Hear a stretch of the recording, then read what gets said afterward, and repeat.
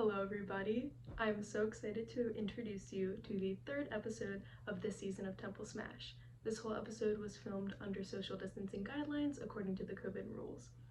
I'm also very pleased to announce that we have a little bit of a special guest stopping by at the end of the live stream. That's right, we have Ms. Rachel Brosnahan from the Wacky Miss Maisel coming to say hello to you all at the end of the show. What's that? She's not coming. She was never coming. You told me this 3 times and every time I just yelled at you and threw my banana sandwich on the floor? Okay, so what, she's just gonna be a little late? No, she's not coming at all. Okay, did she tell you this? No, you haven't talked to her, nobody's talked to her, I just made this up? Okay, alright folks, I'm hearing that Ms. Magoo's gonna be a little late. Some sort of difficulty with that. Don't worry, I'm gonna hit her up, but for now, let's roll the show. Enjoy. Hello everyone and welcome to the hit game show, Is It Your English Teacher? I'm your host, Rock the Boat Randy. Let's meet our contestants. Hi, I'm Jamie.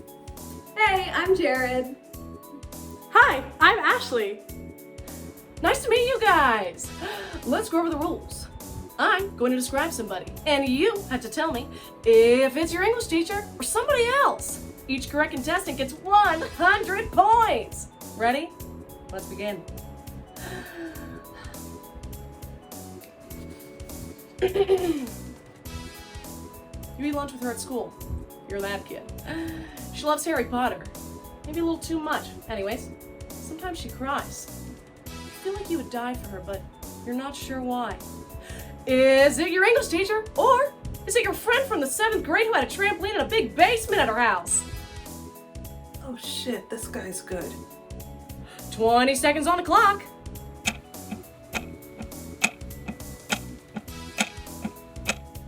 Man, that does sound like my English teacher. But my friend Grace did have a really big basement. Ooh, I'm gonna go with the second option. My best friend from 7th grade? Oh, sorry. The correct answer was your English teacher. Moving on. She's so nice. She followed you on Instagram, which feels kind of inappropriate, but she writes little notes for you on the covers of books, so you're gonna ignore that red flag for now. Her only personality trait is liking the Philadelphia Eagles. Oh, and she totally knows you're high right now. Is it your English teacher, or is it your 30-year-old cousin at Christmas Eve dinner? 20 seconds on the clock. Oh my gosh, they're virtually the same person. Well, I don't have a 30-year-old cousin. So, I'll take a guess. Is it my English teacher? Correct! 100 points for Jamie! Takes a stoner to know a stoner. Next question. You kind of get the feeling she wants to know about your sex life, like in a gossipy way. It's weird because you are 16. Secretly, you want to know about hers too, but it's weird on her end, right? She's 32. Also, you don't have a sex life. Is it your English teacher, or is it a white woman who needs friends her age?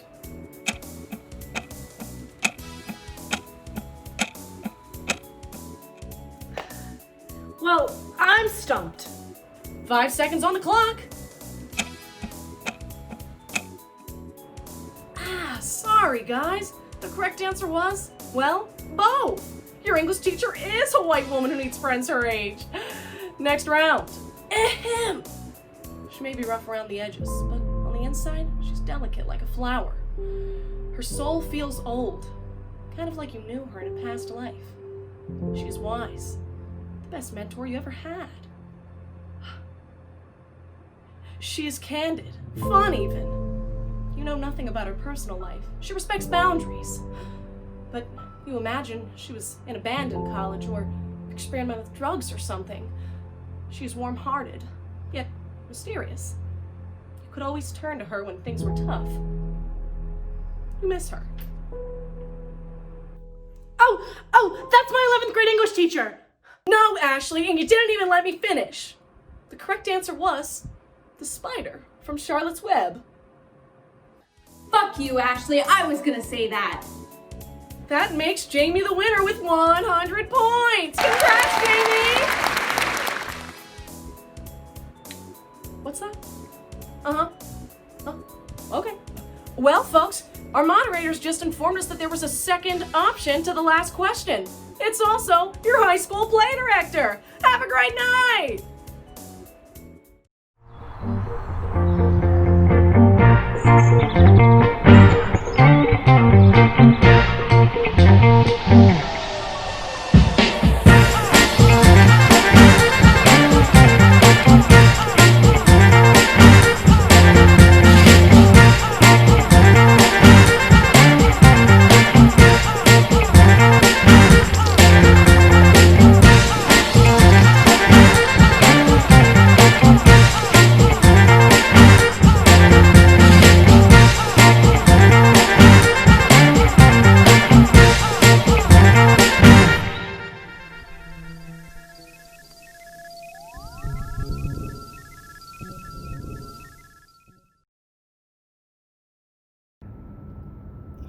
What a beautiful day.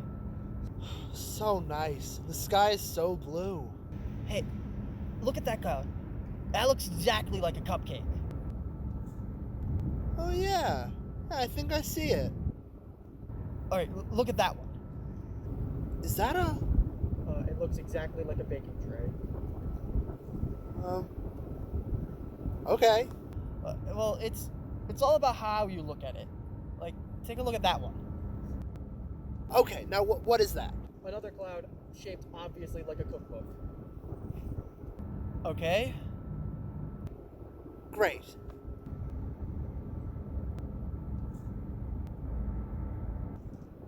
Where are the other shapes? I wanted to see, some animals. There's one.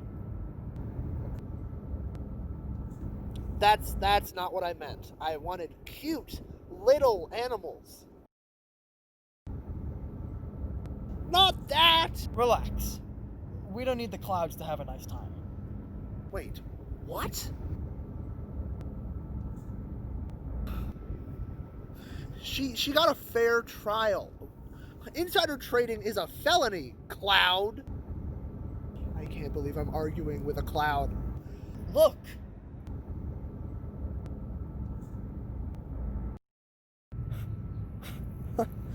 I'll have you know I make a really mean stuffed shells. I'm not gonna take this from a stupid cloud.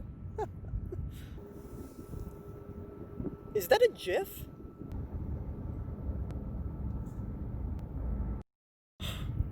I'll see you later, man. So, you must really like the movie Ratatouille.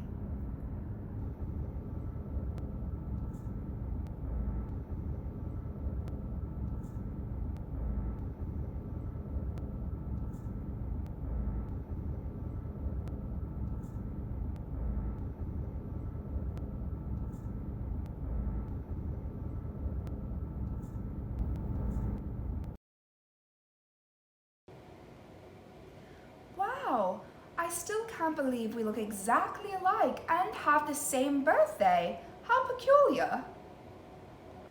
Yeah, weird. Anyways, I grew up without a mom. I only have a dad. Huh, well, I only have my mom. At least you probably met your other parent. I only have a picture of my dad and it's torn right down the middle. Hey, why are you looking through your duffel? It's a picture of my mom. I've never seen her. I only have this picture torn right down the middle.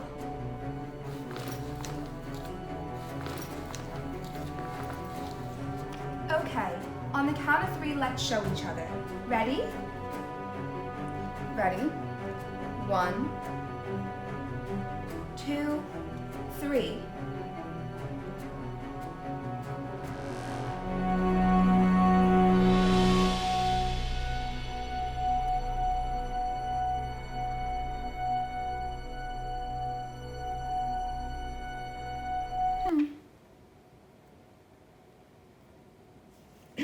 Anyway, that could have been weird, I guess.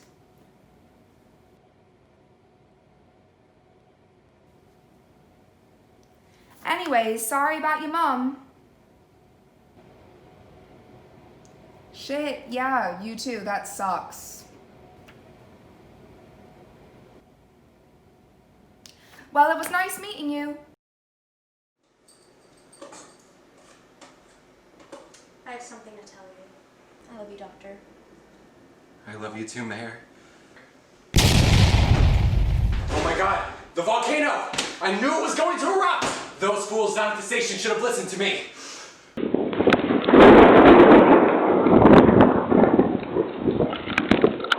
We gotta get out of here. If that gas line explodes, we're toast. I'll go get Lisa. Come on. Come on!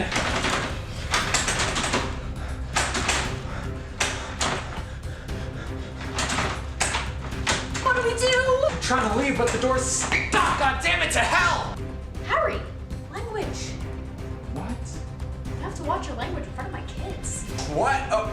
Okay, sorry. Just help me get this door. Son of a goddamn bitch, it won't budge! Harry, if you're gonna be my kid's new dad, you have to control your mouth. There is a fucking volcano erupting! But kids are like sponges. Volcano or not. If they hear those words, they're going to repeat them. Hannah, we need to leave now. Can we talk about this later? Jesus fucking Christ. Harry! What, goddammit? Don't curse in front of my kids. Why does that man have such a filthy mouth? See? You're upsetting them. Is that any way for a stepfather to act? Okay, we went on like 3 dates and we just kissed for the first time like 2 fucking minutes ago. For the love of shrimp scampi! Can you censor yourself? Hannah, by the grace of Merlin's long gray beard, can you please pick up the gosh dang phone and dial 911? Why, yes, I can.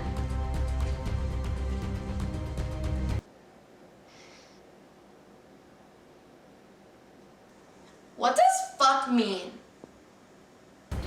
Well, they said they're sending help, but the roads are bad. I don't give a William Shatner if the roads were bad. Son of a terminally ill mother. We're gonna have to get out of this pork loin mess ourselves. Fetch me that god blessed hammer.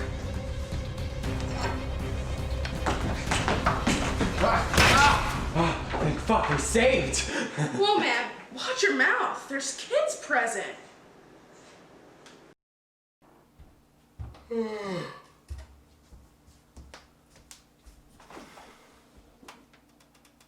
Ugh, great. How am I supposed to start my day without a complete breakfast?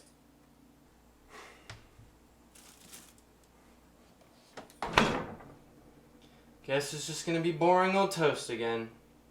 Not necessarily, because Not Necessarily Jam is here to spice up the blandness of your breakfast. Oh, nice. So it's jam? Well, not necessarily. From the creators of It's Sort of Cilantro, No Way It's Nutella, and Shove Off Your Bloody Toaster, This Isn't Marmite, comes Not Necessarily Jam, a new spread to make your breakfast better. So it's like a vegan or gluten-free jam? It certainly looks like jam, gluten-free or not, but not necessarily. But it is food though, right? Like it's fit for human consumption? Well, like other spreads, it's not meant to be eaten on its own, but it goes on practically everything. But you just said it's not jam. It's not necessarily jam. It goes well with any type of breakfast food. Put it on toast, a bagel, or cereal. So now you're saying that it is jam? What is it? Legally, it doesn't qualify as jam, but it has the feel, look, and smell of jam, and it tastes just as good. Give it a try. Okay then. I mean, it does kind of look like jam at least. That was our intention.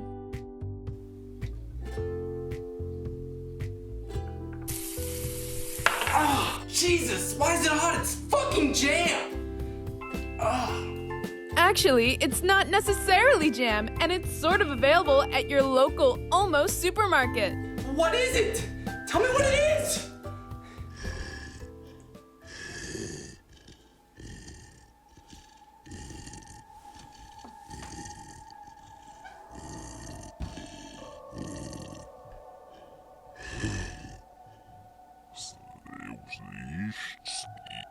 Yes.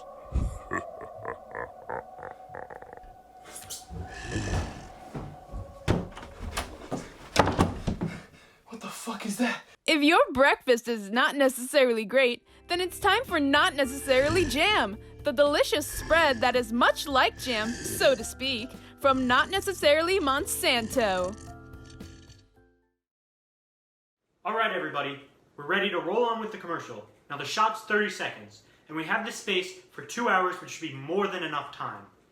Does everybody know their lines? Yep. It's really simple. We start with Sally all tied up. Then to Jordan, who says, any last words? Then, Sally, you say, you're not going to get away with this. Then the phone starts ringing. Everyone looks around confused. Then we cut to the voiceover saying, don't ruin the movie, silence your cell phones. Everyone got it? Action. Any last word? You'll never get away with this. Don't ruin the movie! Silence your cell phone! Cut, Jordan. That's not your line, that's the voiceovers. Okay, I just feel like my character needs another line. It's a fake movie, remember? Also, the line comes after the cell phone. Alright, everybody, reset, action.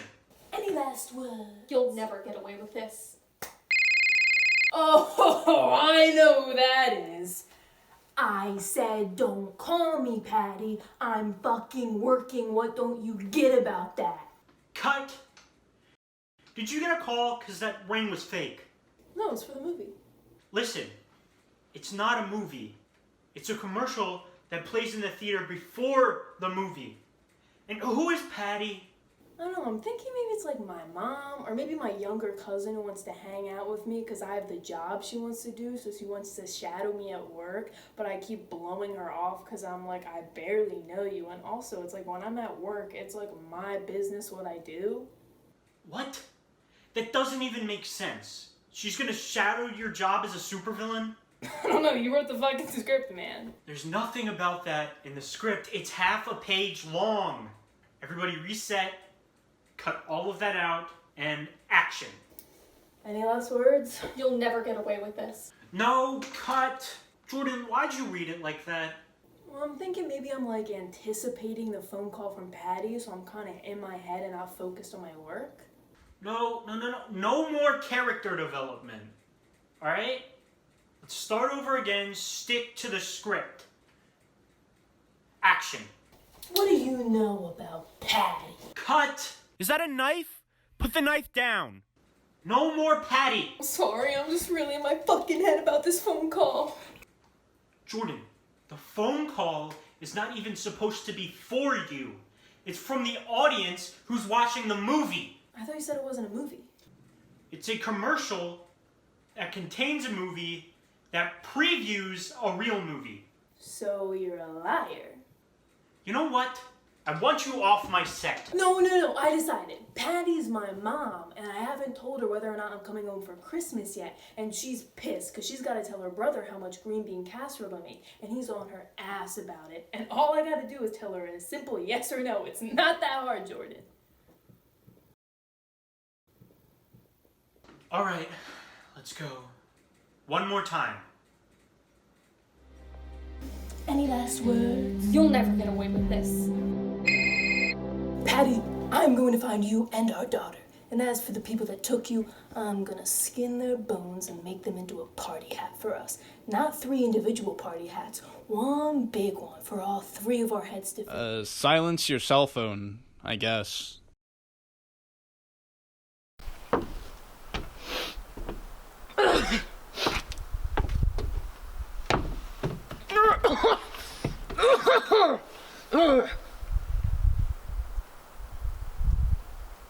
Should I look at you or the camera? Do you want to say your name? No. Okay, can you say your name? Sure, Roy? Roy, do you want to tell us what an average day looks like for you? Sure. I usually get up when the rooster crows, usually about 3:30 in the morning after a generous 35 minutes of sleep. There's always a newborn calf just waiting to be born at the crack of dawn, so I sit through hours of labor, deliver the litter, name the runt, watch it die 45 minutes later, of course. By this point, the sun's coming up, so I'm gonna go collect some eggs from a chicken coop. Now, this is damn near harder than sucking rattlesnake venom out your own damn elbow, okay? This one time I forgot to feed them for a few days, so when I went up there, they snuck up on me. They were flying on down from the roofters. They were sneaking up between the floorboards. They tried to eat me. The mama hen, she got my pinky that day. Yeah, I had to sew it on with my 9 fingers. Still went to work the next morning. Wow, that's a lot for one day. You didn't let me finish. Now, at this point, it's about 9 a.m., so I like to go into town to run some errands. So I get on my tractor. Now, she's pretty old, but she does get me to the grocery store. Now, I do have to push her with my bare hands the whole time. When I get back, I do a perimeter sweep on my trusty steed, Rusty Penny. Now, we do have around 400 acres, so it does take a physical and emotional toll on the horse. Now, we have to replace Rusty Penny about once a week. One time I had the neighborhood kids over, tried to teach them how to ride their steeds. Well, Rusty Penny IV was having a little depressive episode, and she ran off into the tree line with little Timmy on her back. We searched high and low for him. Well, she came galloping back later with her saddle empty. It was bone-chilling. Still went to work the next morning.